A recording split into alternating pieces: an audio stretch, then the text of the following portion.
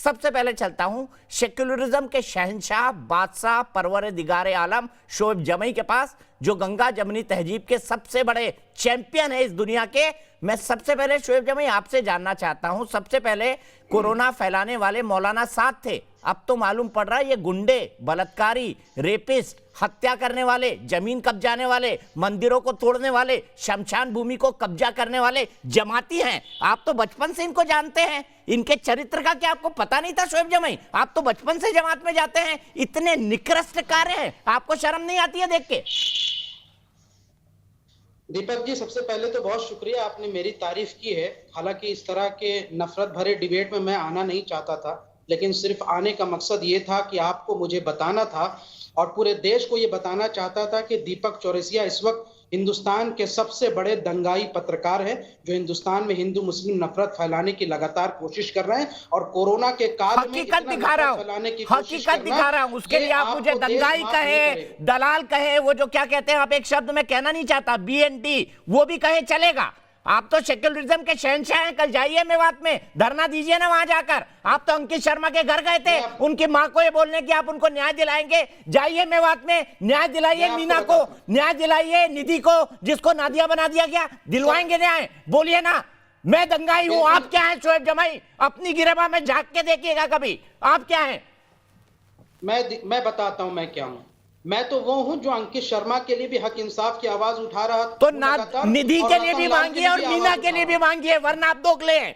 निधि के लिए भी मांगिए मेवात की, मीना के लिए भी मांगिए, श्रृंगार गांव के कृष्ण मंदिर के लिए भी मांगिए, वरना आप दोगले हैं। मैं बता रहा हूं आप दोगले क्यों हैं, ये बता रहा हूं। आपने आप दोगले हैं, मैं तो साबित कर चुका हूं। मैं क्यों दोगला हूं मुझे बताइए? मेरा काम रिपोर्टिंग करना है। इराक में जब जॉर्ज बुश ने बगदाद को हत्याया था, तब मैंने वहां से भी रिपोर्टिंग की थी। आपको बता दूं शोएब जमई, आप नए नए टेलीविजन में आए हैं, 30 साल हो गए मुझे, 30 साल हो गए शोएब जमई।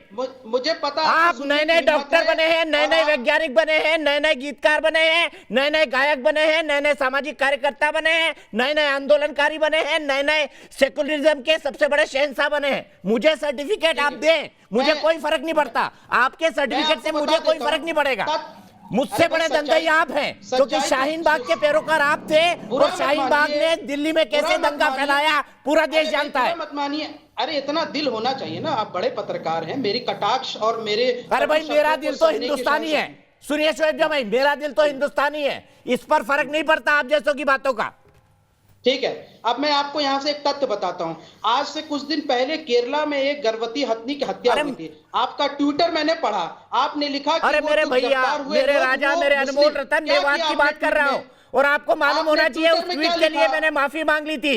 आपको मालूम होना चाहिए उस ट्वीट के लिए मैंने माफी मांग ली थी। मेरे पास जानकारी गलत थी, गलत को गलत बोलना मुझे आता है, माफी मांगना भी आता है, पर आप जैसे लोग बेशर्म हैं, आप जैसे लोग बेशर्म हैं। आपने गोरखपुर की घटना पर भी इसी तरह की शर्मनाक हरकत की थी। बिल्कुल नहीं की थी। गोरखपुर की घटना पे, मैंने गोरखपुर की घटना पे कोई बात नहीं की थी। मेवात की बात करिए, वरना मैं आपको शो से काट रहा हूं।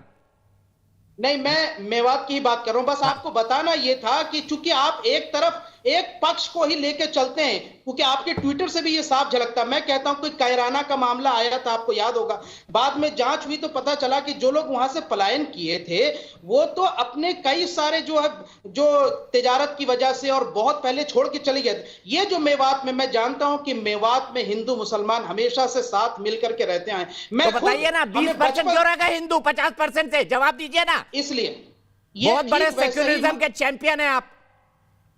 देखिए, सेक्युलरिज्म के चैंपियन तो नहीं है, लेकिन मैं बचपन से हिंदुओं के बीच में पला बड़ा हूं और दयानंद एंग्लो वैदिक स्कूल का विद्यार्थी रहा हूं। मेरा सबसे अच्छा दोस्त सारे इसीलिए शाहीन बाग खड़ा करके, इसीलिए शाहीन बाग खड़ा करके दिल्ली में दंगे करवाते हैं। ये आपका सर्टिफिकेट है। अब मैं आपके साथ अननेसेसरी आर्गुमेंट में नहीं जाना चाहता हूं। हरिशंकर जैन जी सुनिए, मेवात में देख लीजिए, मैं बता दूं, लास्ट मेवात की घटना पे बताता हूं। देखिए, मेवात में अगर कहीं पर भी किसी परिवार पे, किसी भी हिंदू परिवार पे जो यहां से इस तरह के हमले हुए हैं, पुलिस प्रशासन को सख्त कार्रवाई करनी चाहिए। हम इस तरह की किसी भी घटना पे शरीक और ना ही हम समर्थन। अरे जवाब दीजिए ना, आप जिस जमात में बचपन से जा रहे हैं वो जमाती ऐसा क्यों कर रहे हैं? इसका क्या जवाब है आपके पास? क्या बात इसका करते क्या हैं? जवाब है? आपके जवाब पास- दीजिए। आपके जिस क्या जमात पास में आप प्रूफ बचपन है से कि जा रहे हैं वो क्यों जमाती कर रहे हैं है? ऐसा? आपके पास क्या प्रूफ है कि वो जमाती है? फेसबुक पर नफरत फैलाने की इजाजत किसी को नहीं है। इस पे तो पुलिस को कार्रवाई कर लेनी चाहिए सबसे पहले।